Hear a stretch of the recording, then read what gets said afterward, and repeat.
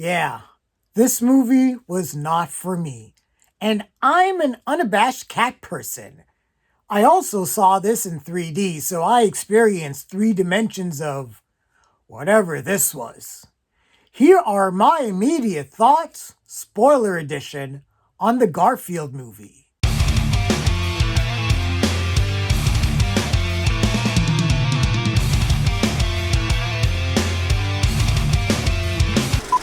The Garfield movie is the latest animated film focusing on the laziest cat in the world, Garfield, who, after an unexpected reunion with his long-lost father, ragged alley cat Vic, he and his canine friend Odie are forced from their perfectly pampered lives to join Vic on a risky heist. This review may end up being my longest because I somehow go on some rambling rant about how much I despise this movie. Or it may be my shortest, where really all I say is, the Garfield movie is a piece of shit. That's it.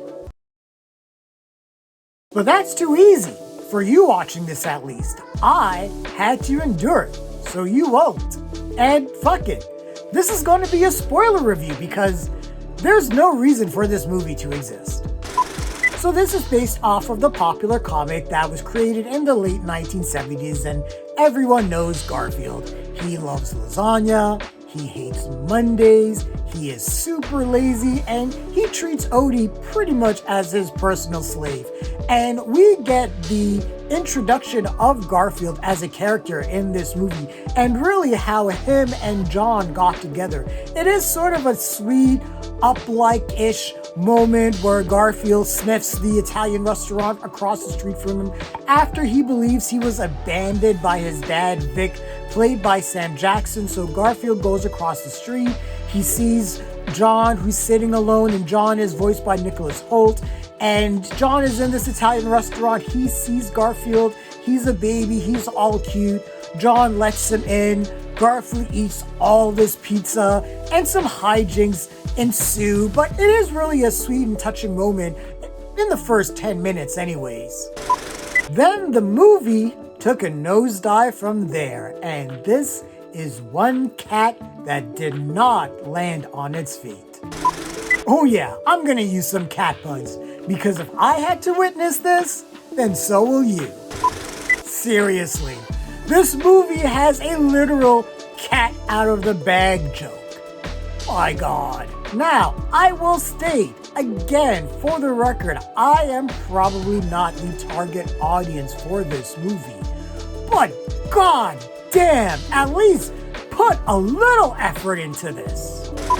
So the plot is basically this. Garfield and Odie are living their perfect lives that we all know from the comics when they are kidnapped by 2 dogs played by Goldstein and Bowen Yang, and they are taken to a Persian cat named Jinx, who is voiced by a scenery-chewing Hannah Waddingham.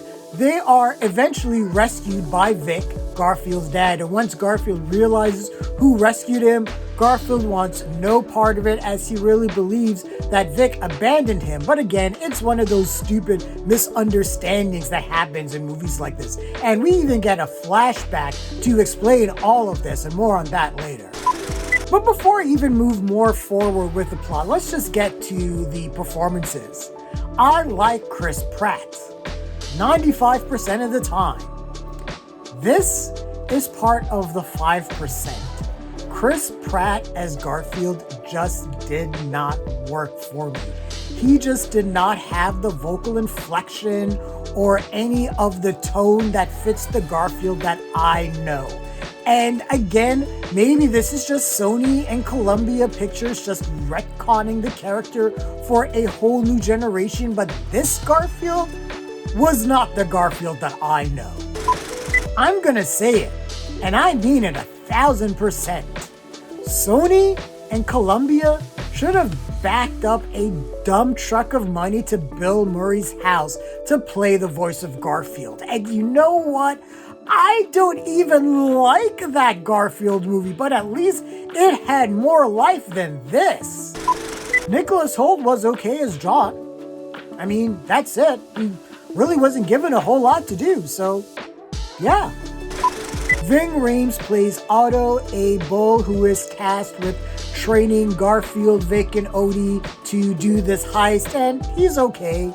And really, that's what I could say about a lot of the vocal performances in this movie. They're all okay. It was like the filmmakers caught everyone on the most chill day and was like, hey, just dip in, dip out, get your shit in, and we'll just mix all the audio. Sam Jackson as Vic, Garfield's dad, seems to be the only one who is trying to elevate what he's doing above the actual movie. I actually expected a more combative relationship between Garfield and Vic, but honestly, Vic is a very sympathetic and understanding character. I really did like him. And there were moments, very few and far between, where I did like the chemistry between Garfield and Vic. And Jackson's voice acting is the reason for that. The animation was okay for a kids movie. It was bright, it was colorful. The filmmakers tried to keep things moving with sight gags and musical cues, but it just all felt very uninspired. You know what this felt like? It felt like a 90-minute pilot for a Netflix movie that was just not going to make it. Okay, so let's jump back into the plot. So back in the day, Vic used to run a gang of cats that used to pull off milk heists. Cats pulling off milk heists. What are the rules of this universe? Jinx was also part of this crew, and during one specific milk heist, Vic left Jinx behind for her to be caught and imprisoned. So Jinx says that she will let Vic go if he, Garfield, and Odie work together to steal milk from the same milk company that she was abandoned at. And she is collecting interest. So she wants milk for every day that she was imprisoned. A milk heist. Cats pulling off a milk heist. That's what this movie is about. Garfield, Odie, and Vic get on a train to go to the milk farm. There, that's when they meet Otto the bull, played by Ving Rhames, and he's tasked with training them to pull off this heist. And he was once the mascot of this milk company, but a conglomerate apparently came in and pushed him out, and that separated him from his wife or his lover, Ethel, who's a cow over there. I mean, can you see the rabbit hole that we are going down?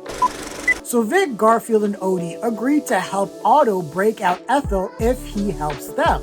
So we get the obligatory heist training montage sequence. And honestly, I think I dozed off for 60 seconds during that. But while they're training, Vic reveals to Garfield that he didn't abandon him. He went to try to get some food. Now here's what's funny. So Vic goes to a restaurant that is nearby, and he tries to dig in the trash, but then he's shooed away and interrupted by a chef, and he waits in the rain and the fog while this chef is on his cell phone talking. He eventually goes back inside, and Vic gets this little measly fish he puts on the top of a garbage can, and he carries it like how the cats in those old Tom and Jerry cartoons would carry fish on the backs of garbage cans like they were gourmet dishes. But Vic, in the rain and fog, couldn't smell the Italian restaurant that was right fucking in front of them? Sure. But we needed a way to create some artificial conflict, and there we go.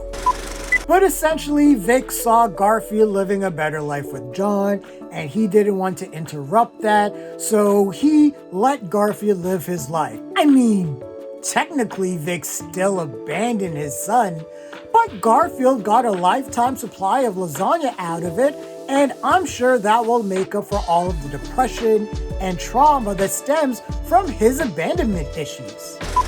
Wow, this movie took a really dark turn. And OMG, this movie is so lazy. So we get through the heist training sequence, and Otto essentially says at one point, so it takes years to do all of this training for this heist, but since essentially we only have 48 hours to pull it off, I'm just gonna say you guys are ready to go. And he just gives them a certificate. What? Lazy. So Garfield, Vic, and Odie go to the milk farm to pull off their heist, but Jinx is just so enraged and is just full of revenge in her heart that she goes and gets this, calls the animal control officer over at the milk farm and knocks them all out. But Lenny, she's a cat. How does she communicate with humans? Apparently, we live in a sci-fi world where there is a translation app for animals. And not just cats and dogs, but birds. And I think I saw a crocodile on there. Everyone's listening to all of these mew mew mews on the phone, but the animal control officer has this app and she's able to decipher what's going on. If this technology exists, why aren't more people using it? Why isn't Odie, who is played by Harvey Guillén from What We Do in the Shadows, who is basically just doing sighs and grunts, why isn't he using the app? It's like the writers just created that as a lazy way for the animals and humans to communicate. But it's not just that. So Vic gets the keys to this truck and suddenly cats can drive? What are the rules of this universe? On one hand, animals are basically the same as here and utilize the same, except over in this universe, these animals are able to take wholly human traits, are able to communicate with humans, and are able to complete complex tasks like driving, and either humans are either too stupid or too ignorant to notice all of this. This movie gives me a headache. So Vic leaves Garfield and Odie behind and they are captured and taken to the pound. And Garfield once more is grief-stricken and is like, I can't believe my dad left me again.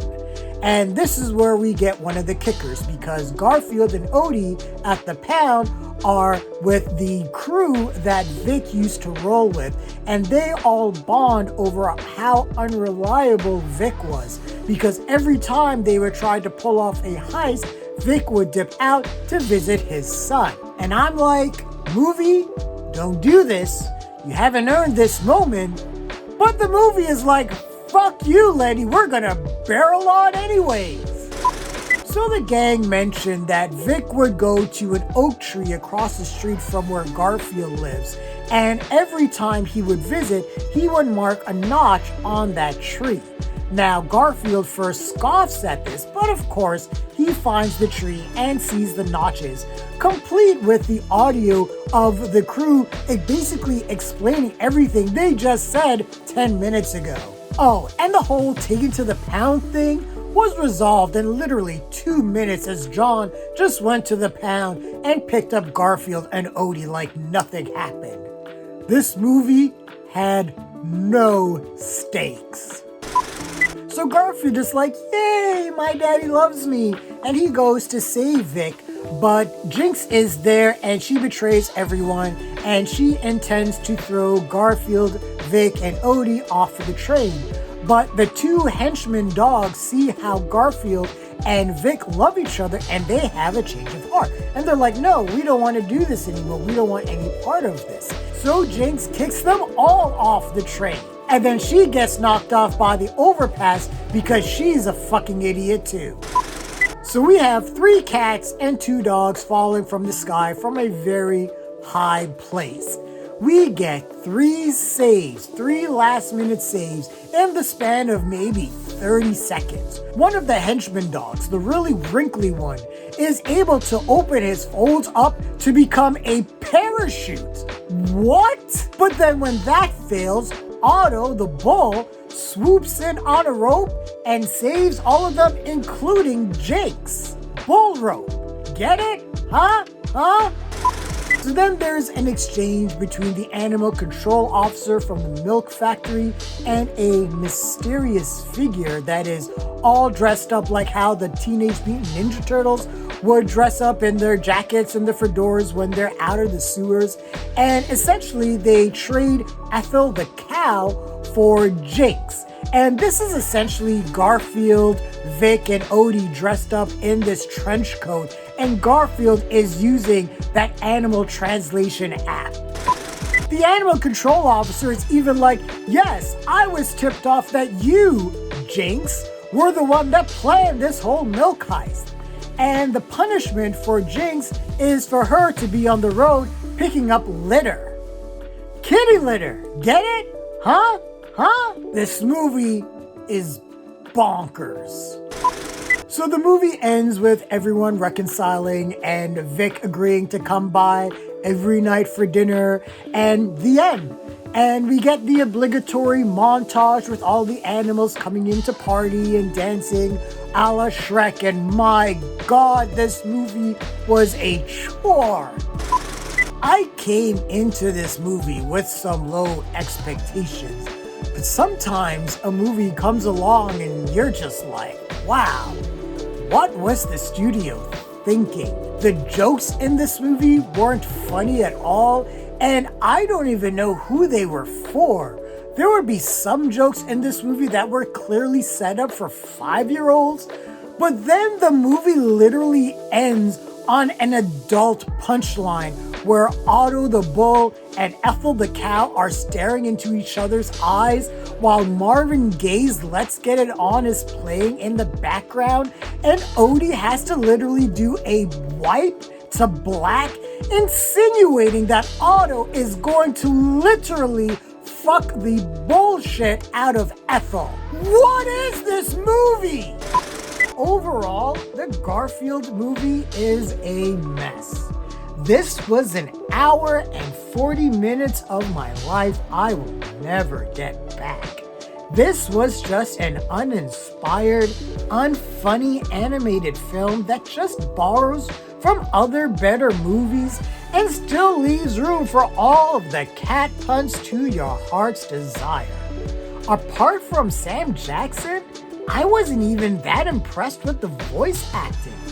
The animation was okay. It wasn't breaking any new ground, but I don't think that was really the MO of this movie. This felt like what Sony does with its Spider-Man properties. Just pump out a new movie so we can keep the rights. This felt like a very obligatory keep the movie rights movie. If Sony was really thinking straight, they would have considered making this a 30-minute cartoon like back in the day on CBS, but that would have to be inspired and that would take some work, so fuck it. Let's give the audience the laziest offering imaginable. I'm done talking. Fuck this movie. The Garfield movie is a bomb. Again, I know I'm not the target audience for this movie, but Hollywood, come on, man. At least try. There was a young boy who I overheard having a conversation with his mother while I was leaving the theater, and I very clearly heard him say, "I didn't like that. I don't think I want to watch that again." For one brief moment, I felt a sliver of hope for the future of our species. What did you think of the Garfield movie? Share your thoughts, leave your comments, like the video, subscribe to the channel, and don't forget to hit that bell icon so you can get notifications as well. Thanks a lot, everyone. Take care.